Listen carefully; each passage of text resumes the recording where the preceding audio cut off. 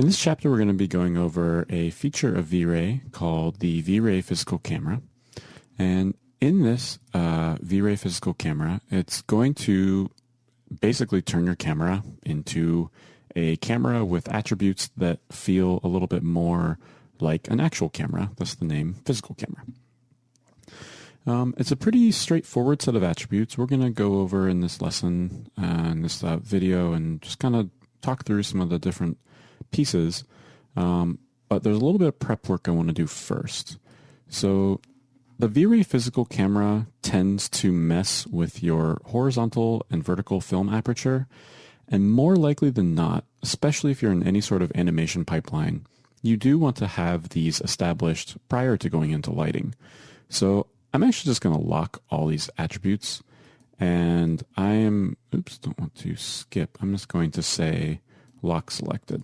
So I want to keep these established, and I don't want Vray to go in and mess with this at all. So if I go in now to my attribute editor, let's get this turned on.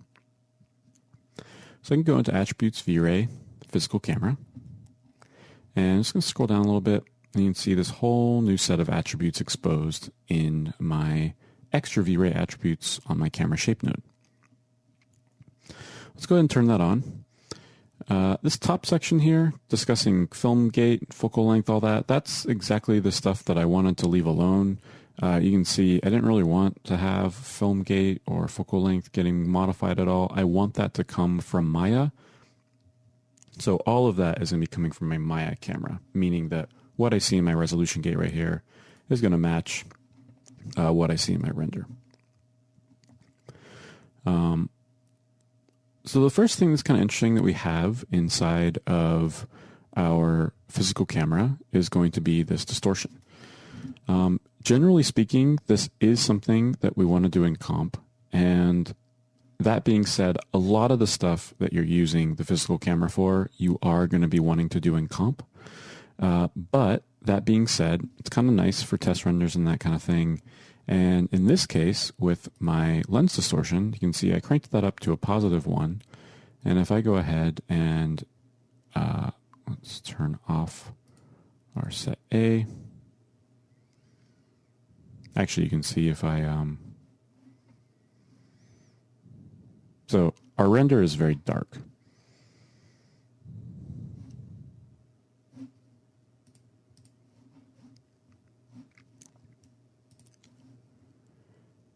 All right. Before we get into all of our attributes here, let's take a look at what our render is going to be looking like. So let's load this up here. And there we go. So you can see this is from our lights demo, talking about Vray light meshes. So we've got a really bright light source here, and some of our wood pieces that we were displacing, messing around with. And this is going to be our kind of just simple test scene to look at some of these attributes.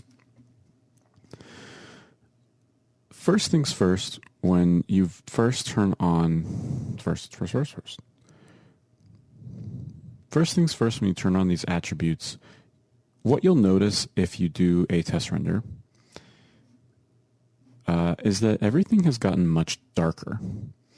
And if we look at the attributes, it will make quite a bit of sense why it just got so much darker. So if we select my shot camera, you can see that I've introduced a lot of new controls for the brightness of my image. You can see we have an f-stop number, a shutter speed, and an ISO. I want to preface this whole lesson by saying that there's actually quite a bit of reason to ignore the physical camera in production settings, because you're going to be taking care of a lot of this stuff in comp.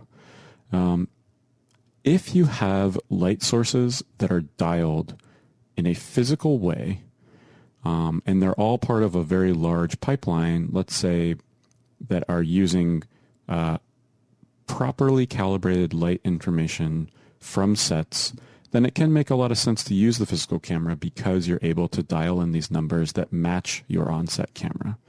And in that way, your EXRs that may be having values For the lights that are very high may match because you have the proper f-stop number. So all this stuff can fall into place and get you a little bit closer than you would have normally been. But for the general user that's not involved in those pipelines, you can see that it's adding 3 additional brightness controls.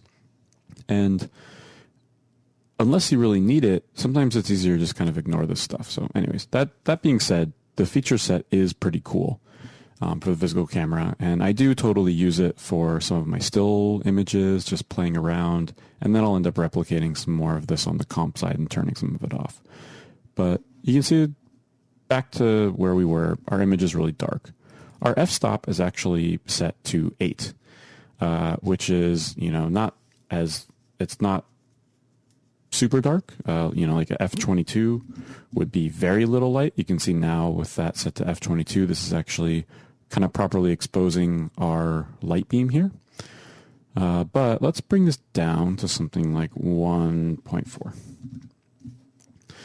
1.4 actually, I didn't plan that, but this is actually fairly close to the intensity of that original image we're looking at.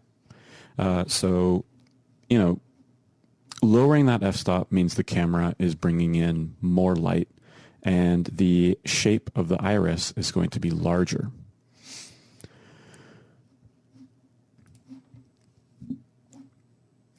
If I go in and change some of this other stuff like shutter speed, the value for the shutter speed here and the value for the f-stop is actually going to be directly linked to, for shutter speed, motion blur, and f-stop, depth of field.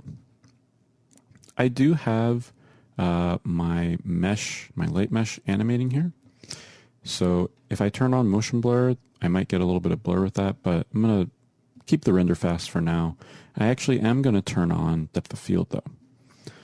So if I scroll down and I turn on depth of field, you can see that this whole thing goes fairly soft. And I'm going to turn on the specify focus checkbox. And now I want to pick this board, and you can see under display, heads up display, I have my object details turned on, so I can see that that's 687 units away. So let's set that focus point to 687. And this is really one of the first things I want to show with a physical camera that I truly love. Because these attributes are all very much physically based, having the actual f-stop number as opposed to a size, like if I look at the regular Vray depth of field, which by the way, if you turn on depth of field over here, it is going to ignore it if it's on in the physical camera. The physical camera depth of field will always take precedence. This attribute though, on the render setting side, is a aperture size in millimeters. And to me, I do quite a bit of photography, and I actually would greatly prefer this f-stop number over here. So I'll turn that off.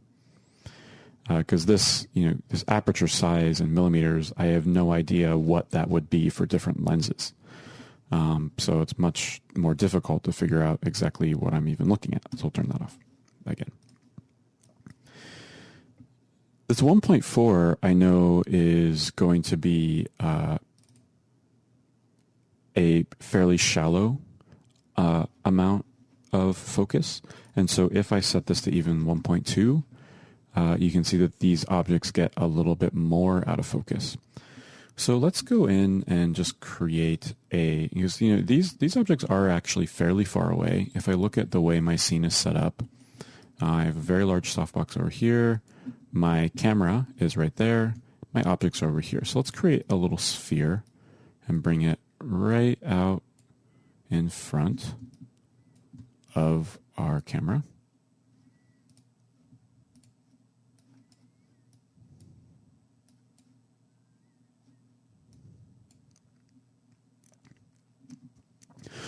Cool. So you can see that sphere is completely out of focus. Very, very blurry. If I set my focus range on my camera now, it's actually completely transparent. It would look very beautiful if I did an animation of a rack focus or something. But if I was to set my focus range to 255, and I'll bring that sphere into focus, you can see how much these other objects are completely shoved out of focus. And that is because I am at an f-stop number of 1.2. If I wanted that to be a little bit, less intense, something a little bit more realistic, I could bring this value up to say something. Actually, sorry, realistic was not the right word, but something rather than having the shallow focus, a more deeper focus, so less of the objects are blooming out like this. I can go in and set this to maybe like 8 again. You can see everything gets very dark. So I'll have to compensate for that, but you can already see the line is much more in focus. And now I can start dialing some of these other values to adjust the brightness back up. So let's set my shutter speed to 48. That's going to brighten it back up. These two values right here, I'm going to be fairly locked into. What I mean by that is that if I choose a shutter speed that looks good with my motion blur, and I choose a f-stop that works well for my depth of field, in this case right here, I feel like it's working pretty well, I only have one more slider I can use to adjust the brightness of my image back up to where I want it to be, and that's going to be this ISO. If you're done any photography, the ISO is your essentially film sensitivity, and on digital cameras, if you increase this value, you will create a grainier image. So let's say you have a DSLR and you set it to an ISO 5000, that would be a very grainy image. In CG world, though, we don't really have that issue of grain. It can really just be a general purpose slider to brighten up the image. So let's set that to 1000, and you can see it actually worked pretty well, and we're right back to where we want to be. Now if I set this focus back to 600, you can see that that board falls into focus, the sphere falls back out of focus, and generally speaking, that area of what's in focus is much deeper, and that's where those terms shallow and deep focus come from. So that's actually feeling quite beautiful the way I have it right here.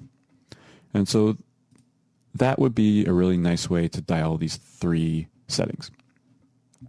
I'm going to stop this real quick, and I'm just going to animate my sphere here. So we're on frame 31, so I'll just set a keyframe there. And over here, something like that. So that's probably a little too fast, so let's move that guy. So that's some fairly normal motion, I would say. So let's actually just delete that. Cool, something right around in there. Maybe we'll...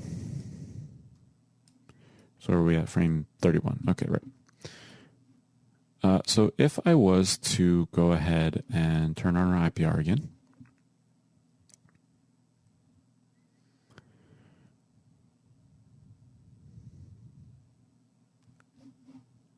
sorry, right down here.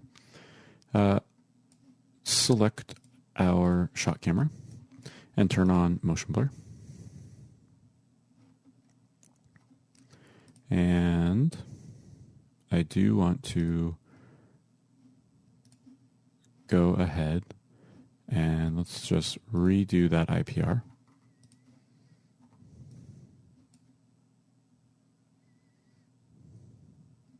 There we go. So you can see I am getting some little bit of motion blur on that object, and it would be a little clearer if I bring that into focus again. So let me go ahead and select my camera. And we'll set that focus point to 255.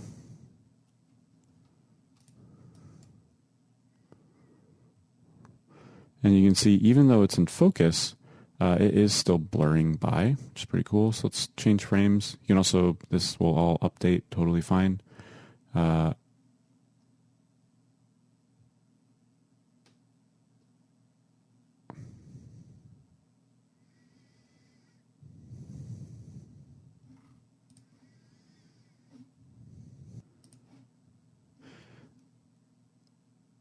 Sorry, I lied. If you change frames, it's not going to recalculate the motion blur. You do have to restart your IPR if you want to get that motion blur back in there. But what I wanted to show you was just that shutter speed in action. So generally speaking, a normal amount of motion blur is going to be a shutter speed around 48, 60, somewhere around there.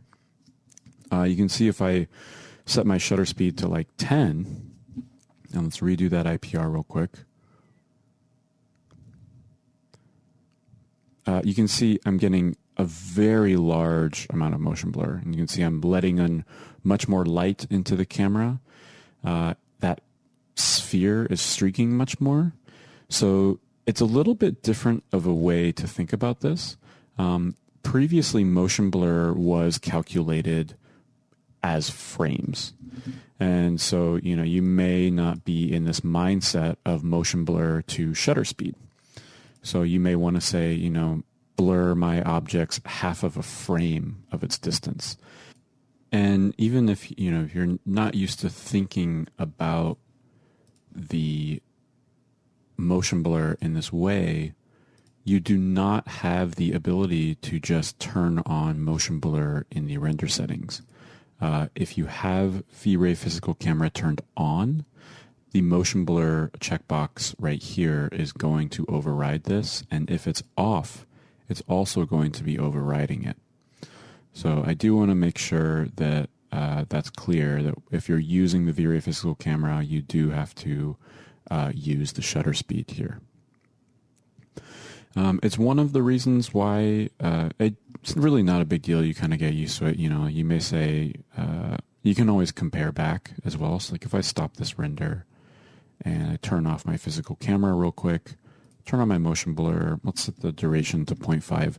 A half of a frame is a fairly normal amount of motion blur. Sometimes it's a teeny bit high, depending on what the context of our shot is. We can go a little higher or a little lower. If you're matching live action, it's always very easy to just, visually see what you're going to be matching. You can see actually 0.5 basically looks exactly the same. So you can stop that. And 0.5 actually makes perfect sense that it's 0.5, because if I go back and turn on my physical camera, the shutter speed of 48th, that is essentially 1/48th of a second, or in other words, 0.5, because we're only doing, we're taking in half as much time as a one frame of my animation, which is 24 frames per second. So that's exactly why 48 is a pretty normal shutter speed amount. But if you want a little bit more than that, you could go a little bit lower, or what may be more common is that you want a little bit less. And so if you want a little bit less here, maybe we want to go down to 60. Let's IPR. You can see that's now, it's subtle, but it's there, that it's a little bit more, a little bit less motion blur. Now I can go in and start playing with that ISO. So let's go ahead and select our camera. Let's turn on a full IPR again. And you can see that's a little bit darker, so I can go in and maybe dial that ISO a little bit higher, say something like 1200. Maybe even higher than that, 2000. So you can see that's really, really bright. For me, 1500. Cool. Okay, so let's throw our focus back to our board in the background again. And just kind of going down here, I want you to take note that we do have a white balance adjustment if we want. This makes it so that you can establish a color that's going to be white. In this case, I have a very cool image, so you can see if I start making that color blue, that it'll tint the whole thing based on that. This is very much something that I always leave to comp. You really don't want to bake in such a harsh color adjustment into your final image when you're going into post-production, and you can change all of that anyways. The one time I see people using this kind of stuff is artists who are not going to be going to Photoshop or Nuke or After Effects or anything, and they're just sending this one image directly out of the Maya render view. You could play with that a little bit potentially.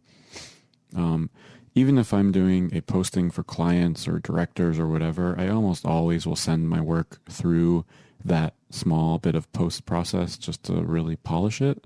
And so I really highly recommend that some of this stuff be left alone in the physical camera and you get more accustomed to post-production instead. Same thing, right below we have the vignette. I'm going to turn that off. You can see got a little bit brighter. Let's redo our IPR again also. Actually, let's go to frame 31 again as well. Turn on that IPR. And because of the lighting in our scene, there's kind of a natural vignette in the lighting. But you can see if I turn on the vignette, let's just get a little box right here. And then if I just draw a second box and turn that vignette off,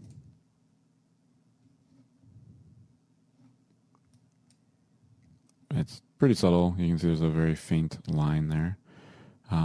Even if I go and crank the vignette up to like 3, you can see that it's really starting to darken that area down a little bit. So, but again, to reiterate, this is always something you can do and control in post. And so going in and baking in such an intense vignette effect into your final image is really not going to be ideal at all. Let's set that back to 1 and we'll turn off that vignette. And now let's go right down, just kind of cruise through the rest of these attributes here. You can see that we've got next turning on our bokeh effects. And let's actually shove that focus back to these. Actually, let's turn off our motion blur. And our sphere here, let's kind of shrink it down. And let's assign that V-Ray light material. So we got a really nice bright ball of light. And what I'm going to do just to show this, you do have the ability to do things like blades in your focus. So your bokeh has a bit of shape to it. So let's do like a hexagon. And I'm going to set my f-stop very low again to 1.4. You can see that we need to now readjust the rest of our scene, so I can dial my ISO back down, maybe even lower than 100 to 50. Cool, that feels pretty good. And now you can see, because I have this very, very bright white sphere right here, that I'm creating this really beautiful hexagon shape in the bokeh. And so that those shapes like that to render are going to be very intensive. If it's possible to do your depth of field in comp, sometimes you can get some nicer looking effects. There's obviously going to be many circumstances where you have to do your depth of field in CG. For example, refraction can be a very difficult thing to do in post, depth of field in post. If you have the render resources at a large company, it's very common to do depth of field in camera rather than doing it as a post process. But I'm actually at a medium-sized company, and it's even at a medium-sized company, because the render times get so intense, it's a little bit more rare to be able to do depth of field in camera. You can also see we do have this new attribute for cat's eye bokeh. And so you can see the idea here is that as our object gets closer to the edge of frame, we will get a different shape in that bokeh. And this is usually stronger in wide angle lenses. So let's actually go in and see if we can get a little bit. Let's unlock this. And we'll set this to maybe 22. And let's just see if we can move that sphere again right up into the edge of our screen. Cool, yeah, so you can definitely see it in this example here. So what I did was I just had to take the focus distance quite a bit lower to really shove that out of focus. You can see there's a really nice like bend happening in this bokeh now. And if let's make this a little wider as well, so we have a little bit more room across the top. And now you can see as I move that point right, like way up into the corner of that frame, we get this really beautiful warping effect on that bokeh.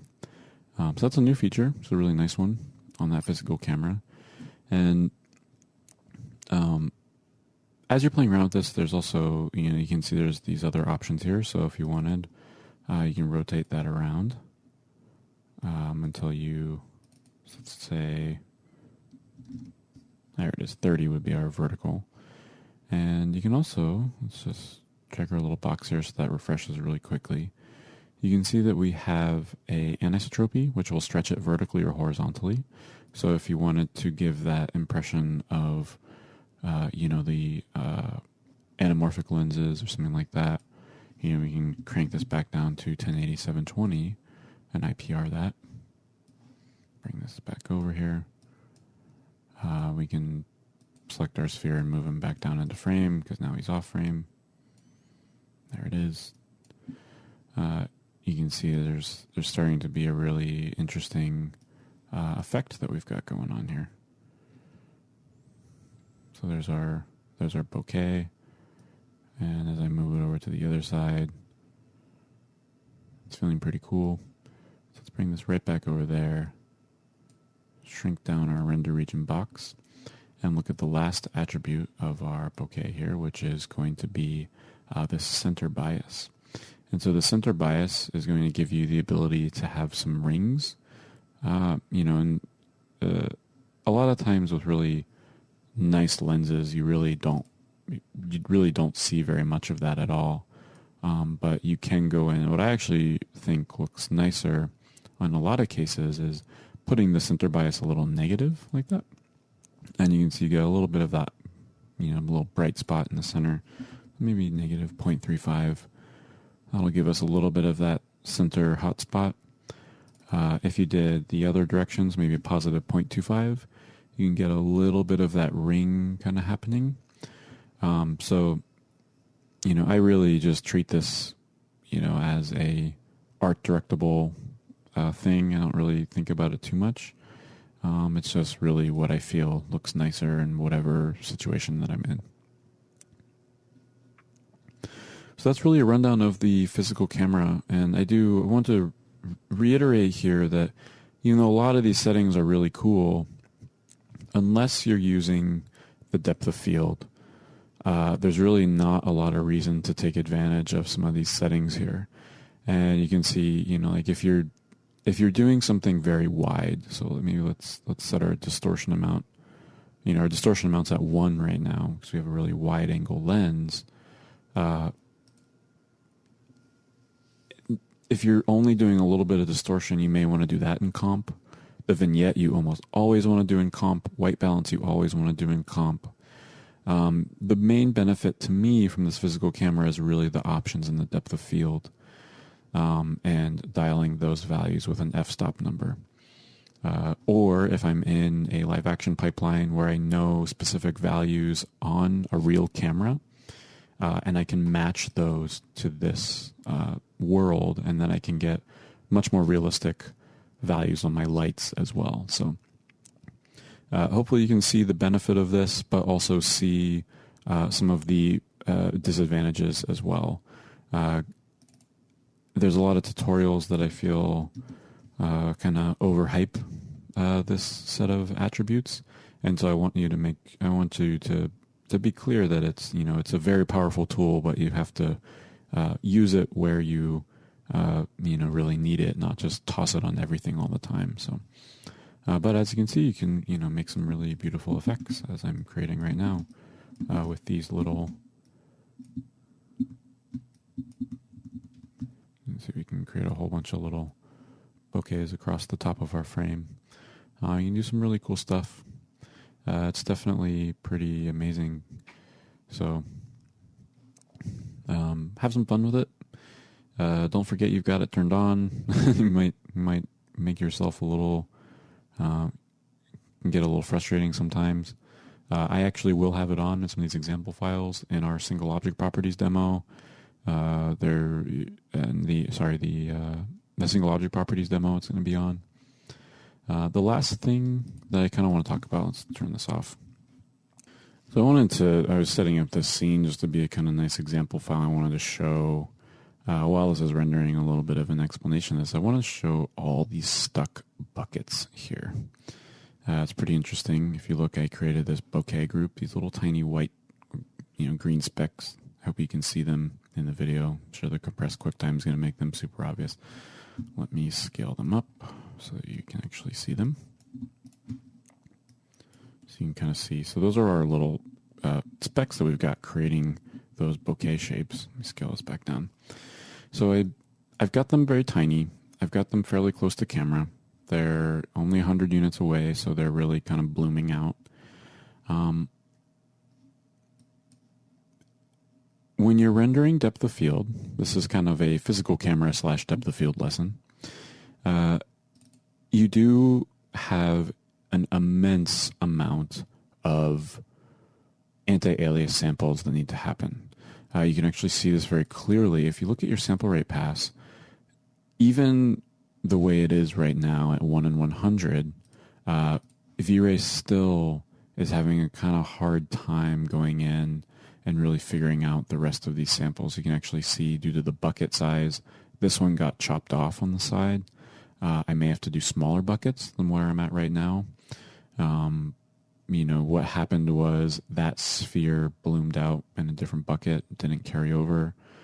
You can see even with the fix to some of the bucket size optimizations, I still have a couple stuck buckets right here calculating those final bokehs.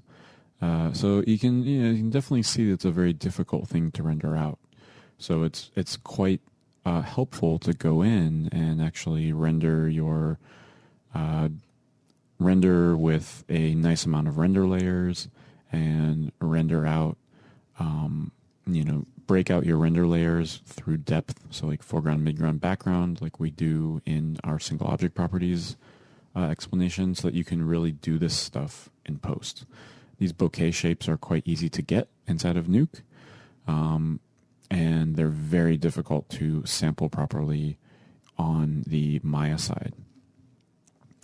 So you can see I duplicated a couple boards, brought them forward so that they're kind of pushed out of focus. Our light source is in the center. We've kind of still got that fill light in here. I'm going to save this scene file out. And you can see this is a single proc computer, 960 by 360. This took 2 minutes. This took 3 minutes. And you saw a significant chunk of that was just sitting rendering out those bokeh shapes.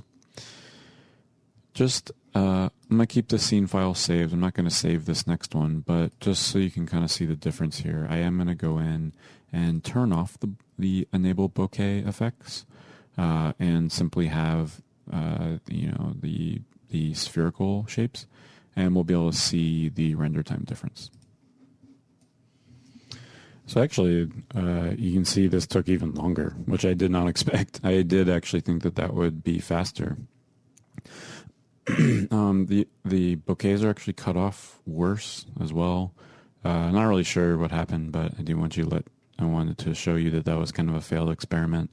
You can see I am kind of creating a very difficult thing to render, but seeing how a lot of these artifacts, you could imagine if this frame took 2 hours, maybe even more than that with the depth of field at full res, 5-6 hours a frame, if your bokeh shapes were starting to get cut off like this, that could be a really major problem.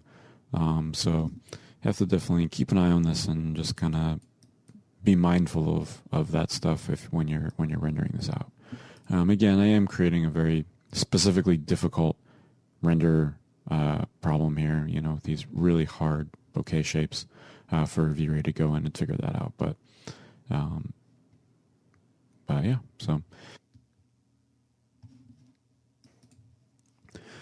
the last part of the V-Ray physical camera that we want to talk about, I kind of touched on this a little bit, is really just the way it ties into other physical properties of V-Ray. And I mentioned before that if you are taking HDRs of lights on a set, or taking really high quality environment HDRIs with really nice values in them, that you may find that having that control over the physical camera will benefit you, or you can tie it into the properties on the camera that you're using on set for a shot, and then you have a really high quality HDRI with really bright values, so it all kind of evens out and ties together nicely. One kind of example of this happening inside of V-Ray with purely V-Ray attributes is actually the V-Ray Sun and Sky. So I'm going to just go ahead and create a sun and create a sky. And let me turn off my physical camera first. And let's just grab our sun shape here and get it kind of low, casting some shadows through the scene. And let's IPR that. And that's what it looks like. Solid, white, light.